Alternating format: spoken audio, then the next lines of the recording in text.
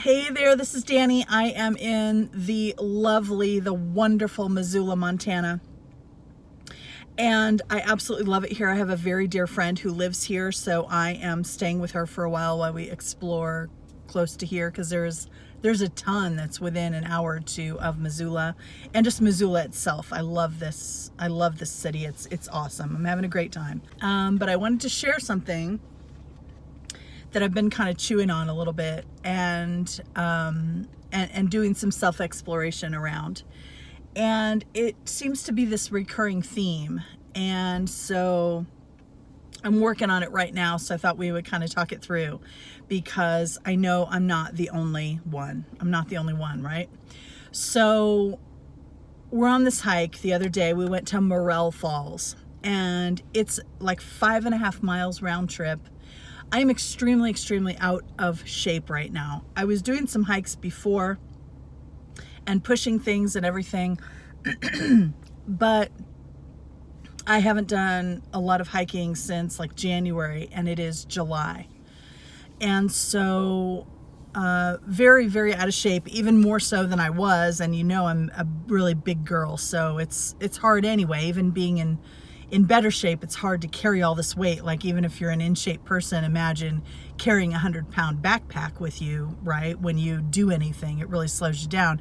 And then you take that and say, well, you're not really in that good a shape. And then you put on the 100-pound backpack, right? So challenges, right? Which is fine. I knew that. And I wasn't all hooked on, this is actually a trail though that started out, went to a waterfall, and then came back. And so it's like a big metaphor for life right now. This hike was a metaphor for life for me right now, and I just realized that, so I'm saying it out loud. I love doing this verbal processing so that it helps me see things. I hope it helps you see things about whatever is the challenge ahead of you right now, or whatever is going on in your life that has you kind of stuck in a pattern that isn't really serving you very well. So here's the deal. Going on this hike is like a metaphor for life right now in so many ways. It was extremely challenging, and it went it went up and then down and then across to the waterfall, and then back the same way, across and then up and then down back to the beginning, right? So doing this whole hike, it's one thing if you do a hike, it's got a gradual incline. The hike we did before this one had a sort of gradual incline, except for the end, it got steeper, and it was boom, boom, boom, boom up, but almost the whole way back was downhill. It's like, psychologically, that's easier for me to deal with. This hike was 5.5 hours.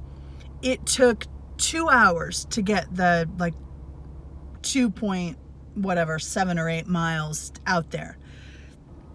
It took over 2 hours, and that was just me really going slow, and a lot of uphill and a lot of challenges. I wanted to turn back at 40 minutes, and I really almost turned back at an hour and a half. I'm really concerned I wouldn't be able to get all the way back. So here's why it's like my life. It's like, if I could only focus on this step right here that I'm doing right now, I would be okay. I would be fine, because this step is doable. It may be hard, but it is doable. This step, then one more, then one more. That is very doable.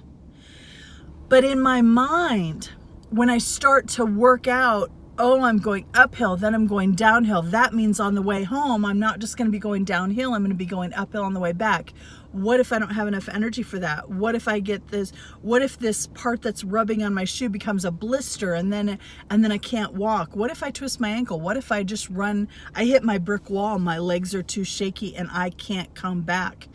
My mind starts to go down all these different rabbit trails of why it's so hard, of projecting the end of the hike and can I make it, and projecting all this stuff out in the future and all these future fears and all these future challenges. I go around a corner and I see that I'm going downhill, and I'm actually upset that it's going downhill because in my mind I'm thinking that's an uphill on the way back. And it had all these little just up and down and up and down, right? Up and down getting lower, and then up and down getting higher, and it was all like that. And so this whole trail was just playing tricks with my mind. I would start to go downhill and I would think, oh, that means on the way back I've got to go up this hill. And I got all worked up about everything that could go wrong, why I shouldn't have been on this trail in the first place, because it was beyond my fitness level, it was beyond my reach, and it was beyond my ability, and how I should concentrate on being more consistent. I was giving myself a hard time about not being consistent with exercise. I do these big grand gestures, these big grand challenges, like trying to do these hikes that I'm sorely unprepared for. And then I torture myself the whole time because I'm out of breath, because I have to stop all the time. So what could have been like this amazing, fun journey and challenge ended up being, I was finding myself torturing myself in my mind. And here I am. This was probably an hour and a half out of Missoula. It's by Seeley Lake. Gorgeous area. If you can ever get there, I highly recommend it. And here I am in the middle of Montana, in the mountains, with one of my best friends for my whole life, in one of the most gorgeous places you can imagine. Nature, the trees, the mountains, everything. We're going to this waterfall. There's this big stream and everything. It's great. And I am in all this mental noise going on about all my fears and what happens if this, and I shouldn't be here, and I need to be more consistent, and judging myself and telling myself all the ways I don't measure up and everything, right? And this is such a metaphor for life, because here I am. I'm not working like a regular job right now. I'm doing a little bit of contract work, but I'm trying to focus on doing some more social media and stuff, because I am a marketer, and I'm like, I'm going to do some of my own social media, and then I can either show that to an employer and say, I'm good at social media. Here's some of the things I've done, or just maybe my own social media will expand and I won't have to get a regular job, whatever, right? Whatever happens. But that's where I am right now. I'm in a beautiful place. I'm all these things, but I'm so worried about money, or I'm so worried about getting a job. I'm so worried about the future that I am having trouble enjoying the now. So it's really important for all kinds of reasons, of course, just to be here now, to be right where I am. So when I was on that hike yesterday, and I took those moments where I would stop and I would catch my breath and I would allow myself as much time as I needed and not judge myself for it or any of that, and just really be present, focus on taking the one step at a time, and all of that, it just became a really powerful, beautiful thing to be doing. To stretch and to have a goal, to meet it, to enjoy that moment and be in it. And to have these extraordinary moments is such a huge privilege. And I don't want to take it for granted, and I don't want to spend my time worrying, right? So I can see these parallels about how I'm being with the hike is how I'm being with my worries about money.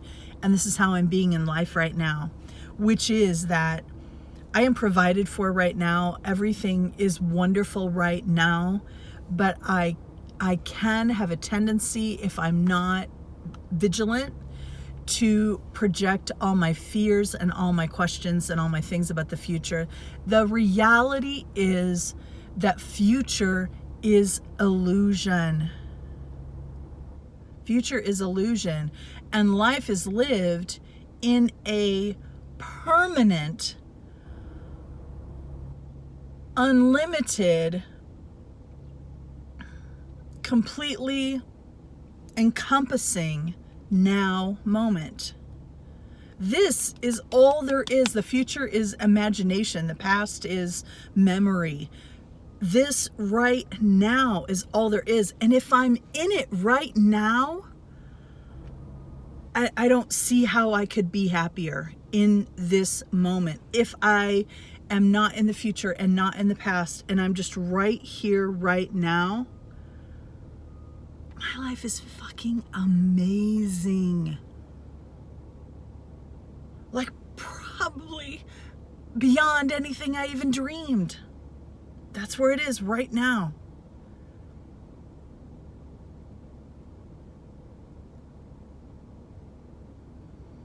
Right now. And even yesterday, when I was in the moment having some pain in my feet, in my feet for like blisters and stuff, and that I could feel forming. It was just rubbing. It didn't develop into blisters, but I took out my insoles, or it probably would have. But anyway, even in the moment yesterday when there was pain, there's like a pureness to that pain in the moment and being present for it. And what I mean by that is, life can have pain. Pain is part of life. And sometimes it gets inflicted upon us, and sometimes we purposely will inflict it upon ourselves so that we can break through and go to that next level, whatever that is, or get to someplace beautiful, metaphorically or actually, literally. I was walking to that waterfall yesterday, a couple days ago. So we can go through this pain, but pain in itself is not bad. It's part of life. It's part of growth. And in the moment when you're just feeling it and you're willing to feel it and willing to go through it for that goal, for that moment of life, for whatever that is, there's something really beautiful about that. And I can appreciate that. I can appreciate the soreness in my muscles and the being out of breath and having to wait. I can appreciate that if I'm in the moment with that. What I don't want to continue to accept in myself is that tendency to constantly project that future fear and that future worry and that future whatever, and let it impinge in any way on the magnificence of this moment now. That's man, if you can do that, you've got it made. I've got it made. We've got it made. We've got it made.